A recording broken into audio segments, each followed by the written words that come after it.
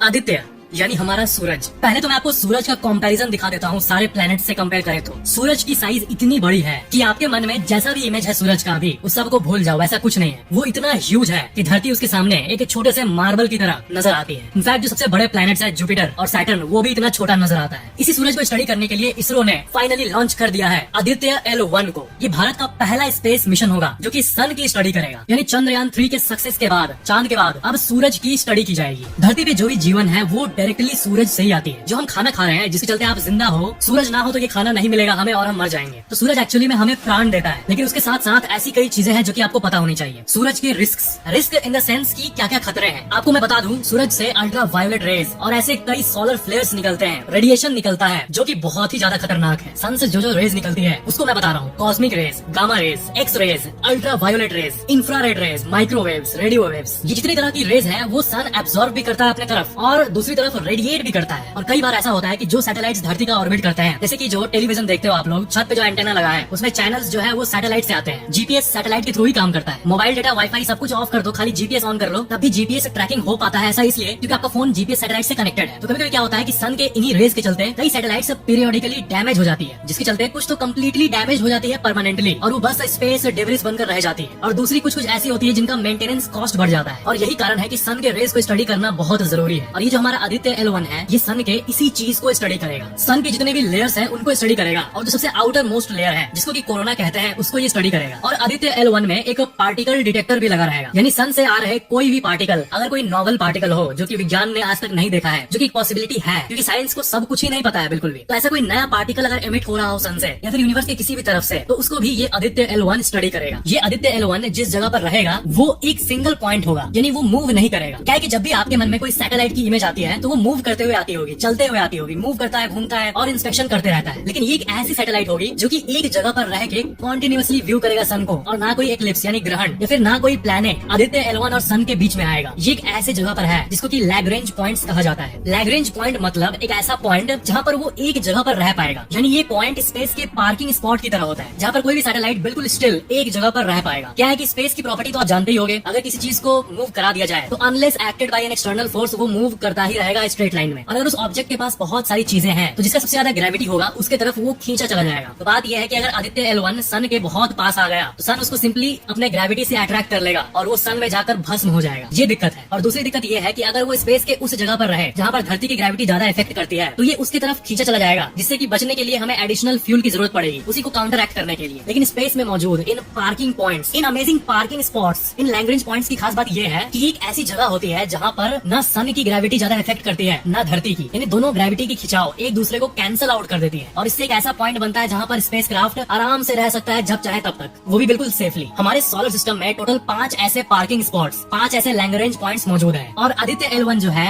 इसके नाम से ही आपको पता चल रहा होगा, ये जो पहला पार्किंग स्पेस है L1, वहाँ पर ये जाके बैठेगा। और आदित्य मतलब सूरज और L1 मतलब ये स्पेस का पार्किंग पॉइंट, और इसलिए इस मिशन का नाम दिया गया है आदित्य L1। काफी इंटरेस्टिंग है ना। आदित्य L1 को लगभग 127 दिन लगेंगे अपने डेस्टिनेशन में पहुँचने के लिए, यानी उसी लैग्रेंज पॉइंट तक पहुँचने के लिए। वो लैग्रेंज पॉइंट करीब 15 लाख किलोमीटर दूर है धरती से। जैसे आपने सुना होगा कि चांद करीब 3,84,000 किलोमीटर दूर है, यानी लगभग 4 लाख मान लेते हैं, लेकिन ये लगभग उससे 4 गुना ज्यादा दूरी पर है, यानी 15 लाख किलोमीटर। एक बहुत ही इंपॉर्टेंट बात भी आपको जाननी चाहिए कि सन से कभी कभी सोलर मैग्नेटिक स्टॉर्म्स भी निकलते हैं, यानी जिस तरह धरती पे तूफान आता है, अगर हमारे सोलर सिस्टम की बात करें तो सोलर मैग्नेटिक स्टॉर्म्स भी आता है, और इससे हमारे धरती के इन्वायरमेंट तक को फर्क पड़ता है। ये इतना इंपॉर्टेंट है, और ये भी एक्चुअली में एक बहुत ही इंपॉर्टेंट स्टडी सब्जेक्ट होने वाली है इसी आदित्य L1 के लिए। वो एक ऐसे रीजन में रहेगा जहाँ पर उसको कोई भी तरह की डिस्टर्बेंस नहीं फील होगी, यानी वहाँ से वो कंटिन्यूअसली सन को देखेगा और सन को स्टडी करेगा। और आपको एक टर्म बता दूं यहाँ पर, सोलर वेदर। ये जो सोलर वेदर टर्म है इस पे ध्यान दो। जिस तरह वेदर यानी क्लाइमेट धरती पर होता है, वैसे ही सोलर वेदर भी होता है, स्पेस वेदर भी होता है, यानी आसमान का भी क्लाइमेट होता है। धरती के क्लाइमेट की तरह नहीं। जैसे धरती के क्लाइमेट में विंड होता है, स्टॉर्म होता है, बादलें होती है, वैसे ही जो स्पेस का क्लाइमेट होता है उसमें स्पेस की अलग अलग रेज होती है। आदित्य L1 के मिशन के ड्यूरेशन की बात करें तो जो प्लान किया गया है वो है 5.2 ईयर्स। मैंने प्लान किया गया है ऐसा इसलिए कहा क्योंकि बहुत कुछ प्लान किया जाता है, लेकिन स्पेस एक बहुत ही अनप्रेडिक्टेबल जगह है और यहाँ पर अक्सर वर्स्ट केस को लेकर चलना पड़ता है। और यही रीजन है कि 5.2 ईयर्स प्लान किया गया है, लेकिन ये ज्यादा भी चल सकता है और कम भी चल सकता है। आदित्य L1 पे जनवरी 2008 से काम चल रहा है। जो एडवाइजरी कमेटी बैठाई गई थी 2008 से तब इसकी काम शुरू की गई थी। फिर 2016-17 में सिर्फ 3 करोड़ का बजट एक्सपेरिमेंट के लिए दिया गया, यानी एक्सपेरिमेंटल बजट दिया गया 3 करोड़ रुपए। और उसके बाद इस मिशन में और डेवलपमेंट्स हुई और फाइनली इसका नाम तय किया गया आदित्य L1। और फाइनली जब सब कुछ प्रिपेयर हो गया, सारा मैप और सारी प्लानिंग्स हो गई पेपर पे, उसके बाद 370 करोड़ का बजट तय किया गया और उतना पैसा इसरो को एलोकेट किया गया और फाइनली इतने पैसे से ये बनकर तैयार हुआ और लॉन्च हुआ। सन का जो मैग्नेटिक स्टॉर्म है वो बहुत ही ज्यादा खतरनाक होता है, उससे ये स्पेस क्राफ्ट भी इनफैक्ट डैमेज हो सकता है और इसीलिए वर्स्ट केस को मानते हुए इसमें बहुत ही ज्यादा एडवांस टेक्नोलॉजी का यूज किया गया है ताकि ऐसी कुछ हो, इंटेंस मैग्नेटिक स्टॉर्म आए भी तो कुछ ज्यादा इशू ना हो। और इसकी स्टडी की बात करें तो आपको मैं बता दूं कि सन का जो रेडिएशन है या फिर जो भी चीजें सन से निकलती है धरती की तरफ, वो धरती के डायनामिक्स को, धरती के एटमॉस्फेयर को शॉर्ट टर्म और लॉन्ग टर्म में कैसे इफेक्ट करता है, इसका अंडरस्टैंडिंग अभी ना नासा को है, ना यूरोपियन स्पेस एजेंसी को है, ना किसी वैज्ञानिक को है, क्योंकि हम उसका 1% भी नहीं जानते। जो नासा का सोलर पार्कर प्रोब है जो कि सन को ऑलरेडी स्टडी कर रहा है, वो भी अभी डेटा कलेक्ट करने में ही लगा हुआ है और आदित्य L1 इसी डेटा कलेक्शन में एक एक्सटेंशन होगा, एक बहुत बड़ा एक्सटेंशन जो कि बहुत तेजी से डेटा कलेक्ट करने की कोशिश करेगा और ह्यूमैनिटी को as entire scale Parker Probe और ये आदित्य L1 ये दोनों मिलकर ऐसे डेटा को प्रोवाइड करेंगे जिससे ह्यूमैनिटी का जो नॉलेज है सन के बारे में और सन के निकलते रेज के बारे में, जिससे कि धरती पर बहुत असर पड़ता है, भले ही वो असर इनविजिबल होता है लेकिन पड़ता है, तो इनको जानने में बहुत मदद मिलेगी हमें। जिस जगह पर ये खड़ा होगा उस जगह से जो व्यू मिलेगा उसको टैग दिया गया है अनइंटरप्टेड व्यू, जो कहते हैं ना अनइंटरप्टेड एक्सपीरियंस। इसे बहुत जगह एडवर्टाइज किया जाता है इंटरनेट वगैरह का, अनइंटरप्टेड एक्सपीरियंस। वैसे ही इस आदित्य L1 को सन का अनइंटरप्टेड एक्सपीरियंस मिलेगा ताकि ये अपना रिसर्च को कैरी कर सके। नासा का जो पार्कर सोलर प्रोब है उसकी बजट थी $1.5 बिलियन,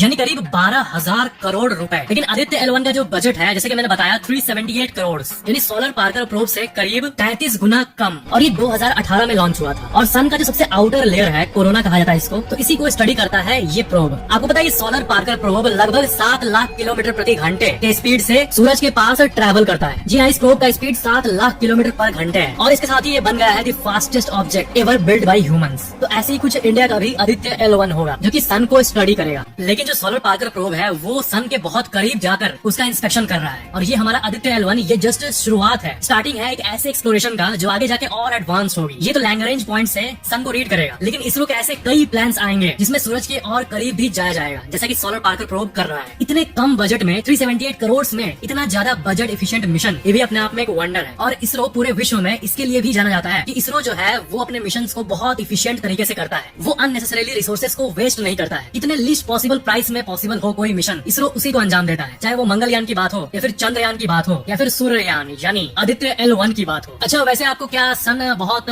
बड़ा लगता है ना साइज में, जो मैंने आपको वीडियो के शुरू में दिखाया कितना बड़ा साइज है, धरती मार्बल है। तो सुनो, असल में क्या है कि जो भी चीज बड़ी है उससे भी बड़ी बड़ी चीजें अंतरिक्ष में मौजूद है। यानी जो हमारा सन है उसका मैं आपको एक डिपिक्शन दिखाता हूँ। ये है सन जो कि ठीक से दिख भी नहीं रहा है, बगल में है सीरियस तारा, उसके बाद पोलक्स तारा, उसके बगल में आर्कटरस तारा, उसके बाद रिगल तारा जो कि सन से भी बहुत बड़ा है। सन से इतना ज्यादा बड़ा है ये रिगल। सन इसके सामने एक छोटा सा मार्बल के बराबर है, लेकिन ये कुछ नहीं है। अगर हम और जूम आउट करते हैं तो इससे भी बड़ा एक बीटलग्यूज नाम का तारा है। बीटलग्यूज भी असल में कुछ नहीं है, इससे भी और जूम आउट करें तो एंटेरेस नाम का एक तारा है और इसके सामने तो सन एक धूल के कण के बराबर है। मतलब हमारा जो ब्रह्मांड है, ये यूनिवर्स है, ये एक मूवी है लिटरली। एकदम फिक्शनल लगता है कि हमारा यूनिवर्स जैसा कोई चीज एग्जिस्ट भी कर सकता है, क्योंकि ये इतना अमेजिंग ही है, बहुत अमेजिंग है सच में। आई होप आपने वीडियो एंजॉय किया होगा। वीडियो को शेयर जरूर करना ताकि सबको नॉलेज पहुंचे। Thank you for watching. Subscribe करके बेल आइकन जरूर ऑन कर लेना।